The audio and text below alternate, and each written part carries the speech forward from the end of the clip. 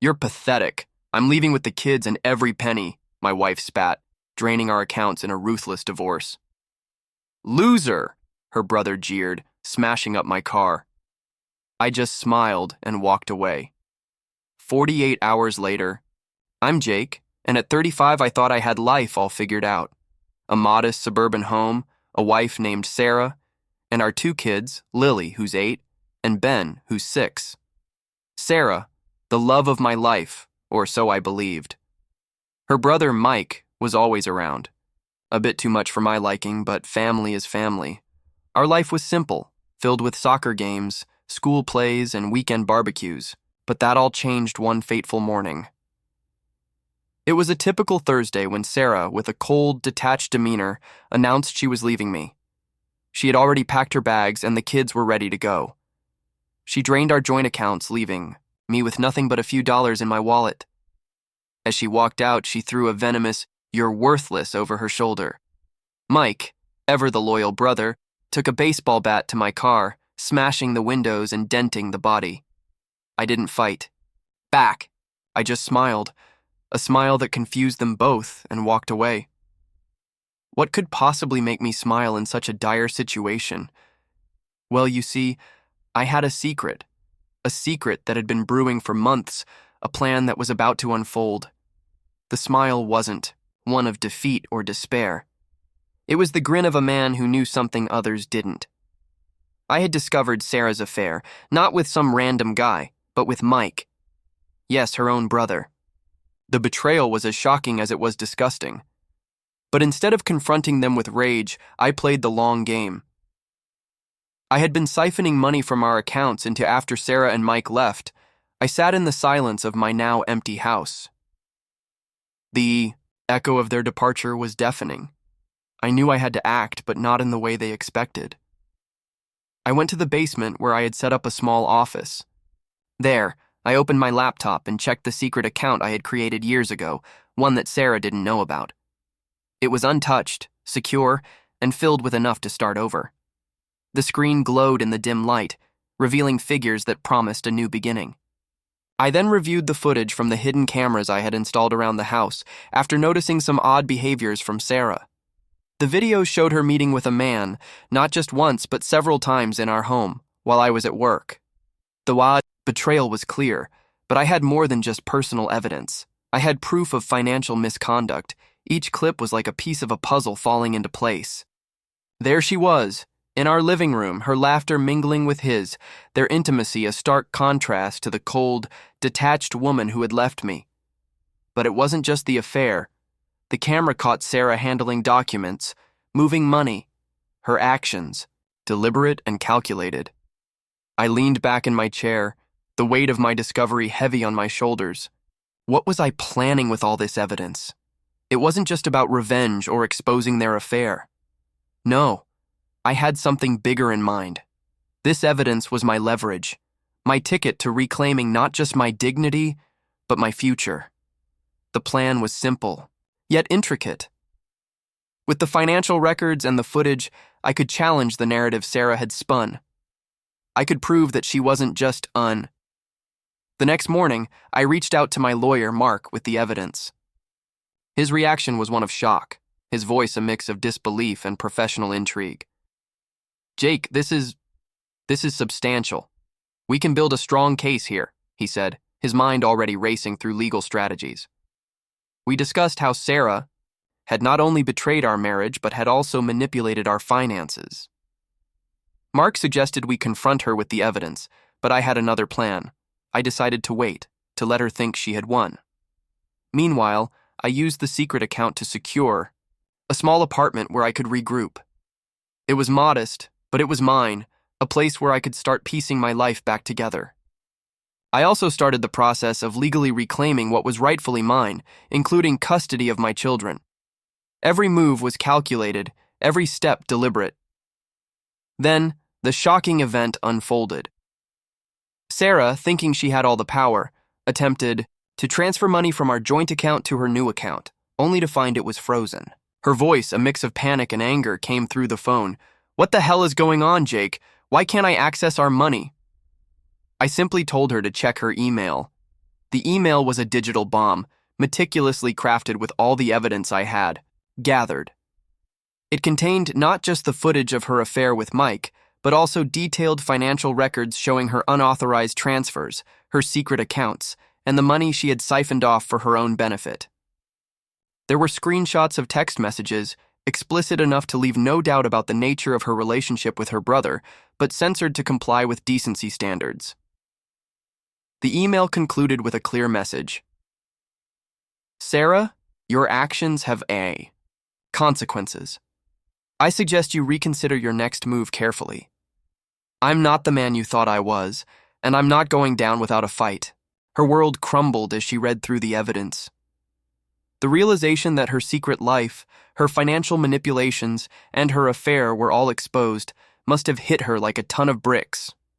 I could almost hear the gears in her mind grinding to a halt, the panic setting in as she understood the depth of her. I watched as Sarah's world crumbled with each word she read in that email. The evidence was undeniable, a digital testament to her betrayal. Her voice, when she called again, was different this time. Gone was the venom, replaced by a desperate plea. Jake, please, we can talk about this, she said, her voice trembling over the phone. I agreed to meet her, not out of any lingering affection, but because I needed her to understand the gravity of her actions. We met at the coffee shop we used to frequent, a place that once held memories of laughter and love, now just a neutral ground for confrontation. She arrived looking like a shadow of her former self. Her eyes were red, her usual confidence shattered. She sat across from me, her hands nervously playing with the edge of her coffee cup. Jake, I didn't mean for it to go this far, she started, her voice barely above a whisper.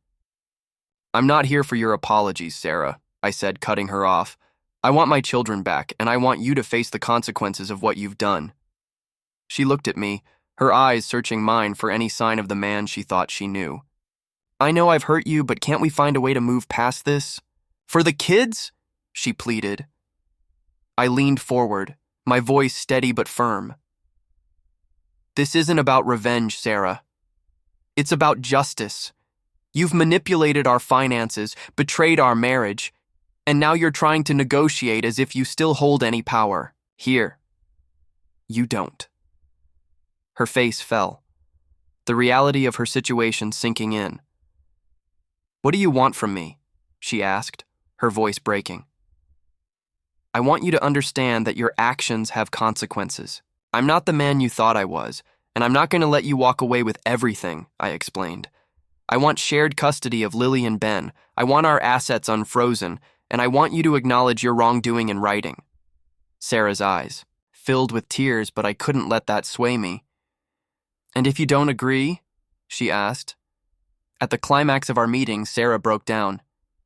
She admitted everything, from the affair to the financial manipulation, hoping for some leniency. But I had one more card to play. I showed her the footage of Mike smashing my car, explaining that he would face charges for vandalism. The realization hit her hard. Not only was she losing her financial security, but her brother was also in legal jeopardy. She begged for a way out, for a chance to make amends. Jake, please, I'll do anything. Just don't let Mike go to jail, she pleaded, her voice cracking with desperation. I looked at her, the woman I once loved, now a shell of deceit and betrayal. If you agree to a fair custody arrangement and return what you've taken, I'll consider dropping the charges against Mike, I said, my voice calm but resolute. Her eyes, red and swollen, searched mine for any sign of the man she thought she could manipulate. Jake, you have to understand. I was lost. I made mistakes, she whispered, her hands trembling as she reached for mine across the table. I pulled my hand back, not out of anger, but to maintain the distance that was now necessary between us. This isn't about understanding, Sarah. It's about accountability. You've not only betrayed our marriage, but also our children. They deserve better than this. She nodded, tears streaming down her face. I know. I'll agree to your terms. I'll sign whatever you need. Just please, let's keep this out of court for Mike's sake. I took a deep breath, feeling the weight of the moment. All right, Sarah, We'll draft an agreement. You'll have shared custody, but I want the primary residence, and I want you to return all the money you've siphoned off, down to the last cent." She agreed, her voice barely audible. "I'll do it. I'll make it right." The air was thick with the gravity of our decisions. Would Sarah stick to her word, or would she choose to fight? The choice was hers, but I had made my stance clear. This was about justice. Sarah agreed to my terms. The legal proceedings were swift, with the evidence leaving no room for her to contest. I got joint custody of Lily and Ben, and Sarah returned the money she had taken. Mike faced community service for his actions, a lesson learned the hard way. As for me, I moved into my new apartment, focusing on rebuilding my life with my children. Sarah and I learned to co-parent, though the trust was forever broken. The ordeal taught me about resilience, about the importance of planning, and about the true meaning of family. In the quiet moments when the kids were asleep, I'd sit in my new living room, the silence a stark contrast to the chaos that once was. I'd reflect on how far I had come, from the shock of betrayal to the empowerment of reclaiming my life. The apartment, though modest, was a sanctuary, a place where I could start anew, where the echoes of past betrayals were slowly drowned out by the laughter of my children. Sarah and we managed a sort of truce.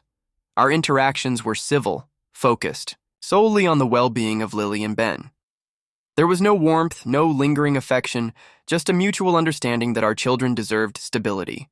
We'd meet at the park, at school events, our conversations strictly about schedules and milestones, never straying into the personal. The ordeal had stripped away the layers of who I thought I was, revealing a core of strength I didn't know I possessed. I had to be both mother and father, a role I embraced with a fierce determination. I learned to cook, to braid Lily's hair, to help Ben with his homework, all while managing my work and the legalities of our new arrangement. And in those quiet evenings, I'd sometimes catch myself staring at the wall where I had hung a picture of our family from happier times. It was a reminder, not of what was lost, but of what I was fighting to preserve. The kids, they were my anchor, my reason to keep moving forward, to build something better from the ashes of our past. In the end, I didn't just walk away from the wreckage of my past life. I walked towards a new. Don't forget to subscribe, like, and comment if you enjoyed this story. This will help us create more engaging stories for you.